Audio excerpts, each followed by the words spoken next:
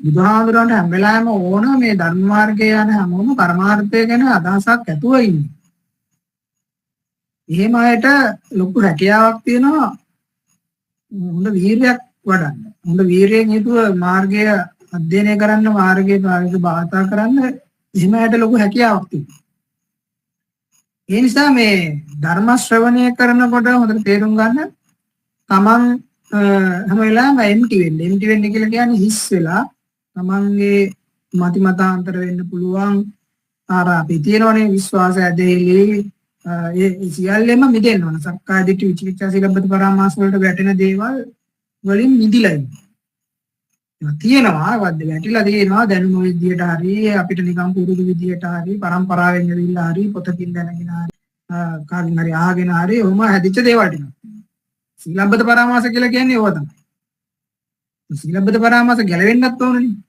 ඒක ගැලවෙන්න නම් අනුමාන ඥානෙ සකස් වෙනකොට සීලබ්බත පරාමාස වලට අදාළ ක්‍රියාවන් සිතුවිලි සියල්ලෙන්ම ඒව යටපත්ලා ඒ වගේ මිදෙනවා. ඒව යටපත් වෙලා මිදෙන එක මුලින්ම හොඳයි. පදංග වික්කම්බන යටපත් වීම ඒ ප්‍රහාණයක් සිද්ධ වෙනවනේ. පදංග වික්කම්බන ප්‍රහාණයක් සිද්ධ වෙනවා. ඊට පස්සේ තමයි සමුච්ඡේද ප්‍රහාණයක් සිද්ධ වෙන්නේ. සීලබ්බත පරාමාස නියෝජන සමුච්ඡේද ප්‍රහාණයකුත් වෙනවා. ආයෙ කරන්නේ නැහැ කවදාවත් සෝවාන් ඵලයටපත් වුණා. කවුරු මොන විදිහට පෙන්නලා දුන්නත් මෙන්න මේකයි කරන්න ඕනේ කියලා මේ විමුක්තිය ගන්න කියලා මෙන්න මේ ටික කරන්න මේව පූජා කරන්න මේව දේවල් කරන්න කියලා කොට කරන්නේ. සෝවාන් ඵලලාභිය කවදාවත් කරන්නේ නැහැ. මොකද කරේ වෙන එකක් නේ. එයාට මේ විමුක්තිය ලබන්න කරේ එයා දන්නවා පැහැදිලිව සතර සතිපට්ඨානේ භාවිතාව කළේ කියලා. ඉතින් ඊට අමතරව එයා කාට හරි කියලා දෙන්නෙත් ඒකම තමයි.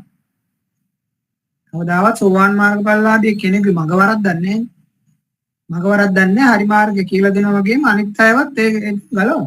සීලබ්බත පරාමාස වලින් ගලවලා හරි ක්‍රමේ මේකයි කියලා කියනවා. විචිකිච්ඡාව නැහැ.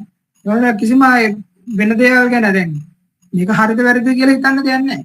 කරේ දේ නම් කරපු දේ තමන් කරපු භාවිතාවෙන් අතුරුපට්ඨාන භාවිතාවෙන් නිස්පර්ශ කරපායන් නෙදුණා නම් ඒ බය දැන් නැත්තම් එයාට ඒ ගැන කිසිම සැකයක් නැහැ.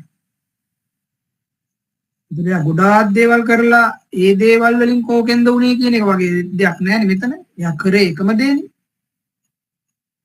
එයා සිද්ධ කරේ එකම භාවිතාව අතුරුපට්ඨාන භාවිතාව. එහෙනම් ඒ භාවිතාවේ සෝවාන් ඵලෙ ප්‍රත්‍යක්ෂ වුණාම විචිකිච්ඡා සීලබ්බත පරාමාස කියන එක සංයෝජනෙක ප්‍රහීනයි. නිසා කිසිම සැකයක් නැතුව එයා දැන් දේශනා කරන්නේ නැත්නම් කියලා දෙන්නේ ආර්ය මාර්ගය තමයි. මේ සක්කාය දිට්ඨිය නැතිවීම තුළ එයා අත්දකිනවා හරි ලොකු සහනයක්, සැලැල්ලුවක්, තෘප්තියක්, සතුටක්, සැපයක්, සුවයක්, මරණ බිය නිකා තමන්ට මරණ බිය අඩු බවක්. මේ මරණ බියක් නෑ. අඩු බවක් කියන්නේ අර නිශ්චිත ගතියක් තියෙනවා. අර ඊළඟ හතකුත් තියෙන හින්දා මේ හතෙන් කොහෙද යන්නේ කියලා දන්නේ නැහැ නේ සෝවාන් ඵලලාභී. මනුෂ්‍ය දිගද බ්‍රහ්ම කියන එක කියා ගන්න අමාරුයි. එතනදි සිද්ධ වෙන්නේ තායෙත් මේ උපාදාන පත්‍ය භවනේ. උපාදානය වෙන්නේ මොකද්ද? ඒ අනුව එයා මනුෂ්‍ය දිග බ්‍රහ්ම තුනේ ඉන්නවා. හැබැයි දුගතිය නෑ. ඒක තමයි තියෙන කෙලවි. ඉතින් ඒ නිසා මේ දේවල් අහනවා වගේම ප්‍රැක්ටිස් කරනවා, භාවිතා කරනවා වගේම හොඳ අදහසක් ඇතුව ඉන්න එක තමයි හරිම දේ. ඒ නිසා තමන් ධර්ම ශ්‍රවණය කරනකොට හරි ඔය කියන තමන්ට තියෙන වෙන වෙන විශ්වාසය දෙවි වගේ නිදිලා මාර්ගය විසින් පෙන්වලා දෙන දේ විතරක් විශ්වාස කරාම ඇති.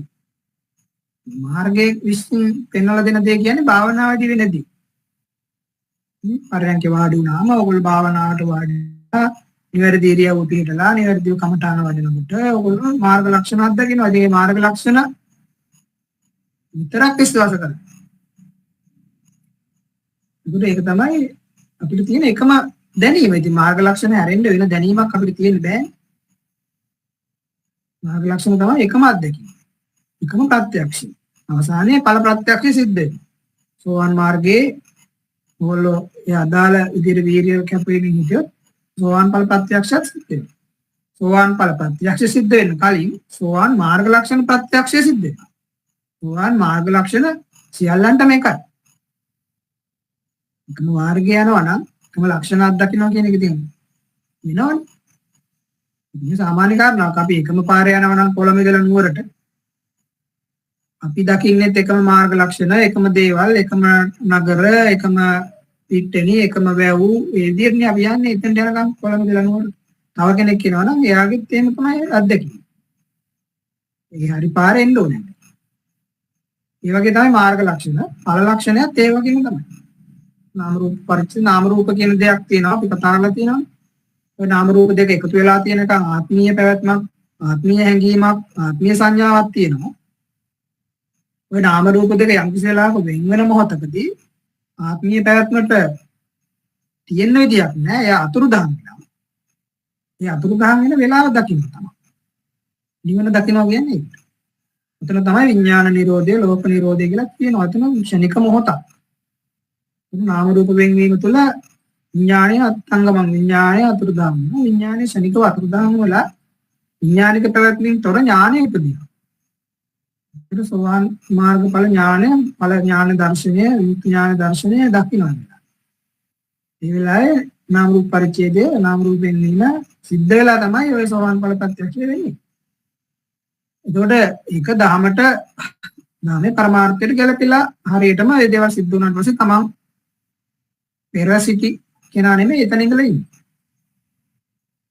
එහෙම කියලා අපි සාමාන්‍ය ලෝකයේ වෙනස් වෙන්නේ නැහැ. අපිට පංචස්කන්ධ ස්වභාවය නෙමෙයි. නමුත් මොන සුළු මොහතකදී ඔය අත්දැකීම් සිද්ධ වුණාට පස්සේ තමන්ට ඔක තමයි ඵල ප්‍රත්‍යක්ෂය. තමන්ගේ ඵල ප්‍රත්‍යක්ෂය සිද්ධ වුණා කියලා විශේෂයෙන් දන්නේ නැහැ.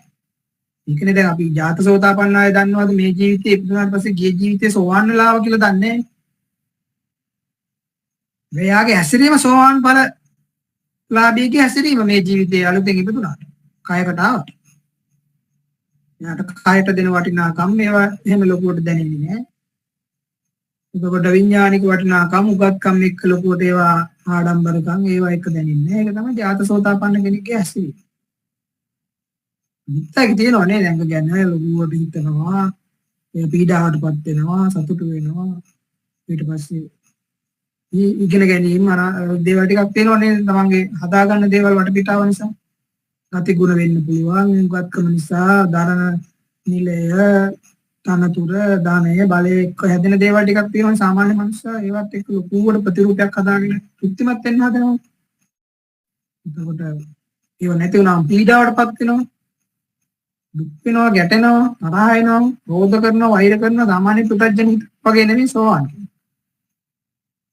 ඒ කියන්නේ ජාතසෝතාපන්න වුණත් එයාගේ හැසිරීම මේ ජීවිතේ සෝතාපන්න වෙන කෙනා එයා ඒතර කිසි වෙනසක් නැහැ. සෝතාපන්න නම් සෝතාපන්න තමයි. ඒ අරමුණු හැන්ඩල් වෙන්නේ අරමුණු ගෝචර වෙලා සිද්ධ වෙන කාරණාව එකමයි.